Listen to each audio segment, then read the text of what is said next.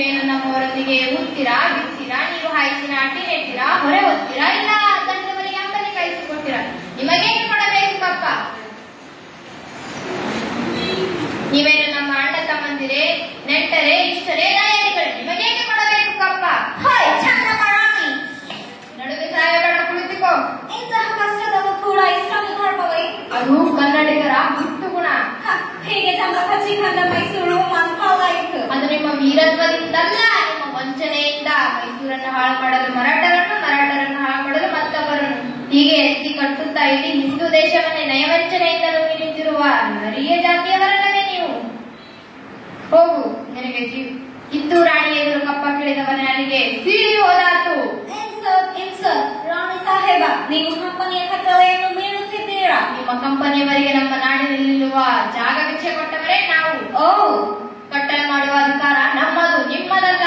No, Madhava ಸಾಹೇಬರ ಒಪ್ಪಂದದ ಪ್ರಕಾರ ನಮಗೆ ಕಿತ್ತೂರಿನ ಮೇಲೆ ಅಧಿಕಾರವಿದೆ.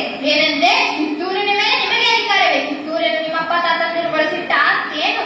ಎಂಜಲು ನಾಯಿಗಳಿಗೆ ರೊಟ್ಟಿಯನ್ನು ಚೆನ್ನೆ ಅಂದಿರ ಮನೆಯೊಳಗೆ ನುಗ್ಗಿ ವಂಚನೆಯಿಂದ ಕೊರಳು ಕೊಯ್ಯೋ ಸ್ವಭಾವ ಕನ್ನಡಿಗರದ್ದಲ್ಲ. ಹೋಗು, ನಿನಗೆ ಜೀವದಾನ ಮಾಡಿದ್ದೇನೆ. ಚಂದಮ್ಮ, ನೀನು ಸಿನಿಮಾದಿನ ಮೇಲೆ ಕುಳಿತುಕೊಂಡು ಬೆಂಕಿಯದ ಚಾಟವಾಡುತ್ತಿದ್ದೀಯಾ? ಮುಚ್ಚುಬಾಯ್, ಕಾಯಕ್ಕೆ ಬಂದ ತಾಯಿಗೆ ಎತ್ತನೆ ಕೇಳಿಲ್ಲ. ಇಲ್ಲಿ ಕಟ್ಟಳೆ ಮಾಡೋದಕ್ಕೆ ನಮಗ, ನಿಮಗಲ್ಲ. ಎತ್ತಗ್ರಿ, ಕನ್ನಡಿಗರ ಮಾನಾಭಿಮಾನ ನಿನ್ನಂತ ಕಚ್ಚಿನಾಗಿ ಗೊತ್ತೈತಿ. ಕೆಚ್ಚಲೆ ಕಲಿಗಳ ಬೀಡೈತಿ, ಅಂಜಿಕೆ ಎಂಬುದರ ನಾಡೈತಿ. ಇಂಥ ನಾಡ್ಗ ನೀನ್ ಜೀವ ಭಯ ತೋರಿಸ್ತಿ. ಫಿರಂಗಿಯವರ ಎದೆಗುಂಡೆ ರಕ್ತ ಭೂಮಿ ಬಿದ್ದೋದ ಸೊಲ್ಲೆ ಕೆಳಕ ಕನ್ನಡಿಗರ ಖಾನ ಕುಂತಾರ. ರಾಯಣ್ಣ, ಶಾಂತಿ ಸಮಾಧಾನ. ಕಿತ್ತೂರು ಸ್ವತಂತ್ರ ಮಾಡ್ಬೇಕು ಅಂತ ಸಂಕಲ್ಪ ತೊಟ್ಟಿರೋ ಗಂಡೆದೆ ಗುಂಡಿಗರು ಗಂಡು ಗೋಬಿ ನಮ್ದು. ಈ ಕನ್ನಡನೆಲ್ಲ ಹುಟ್ಟಿರೋ ಮಕ್ಕಳು ದೇಶಕ್ಕೋಸ್ಕರ ಸಾಯಕ್ಕೆ ಸಿದ್ಧವಾಗಿದ್ದಾರೆ ಸರ್ದಾರ.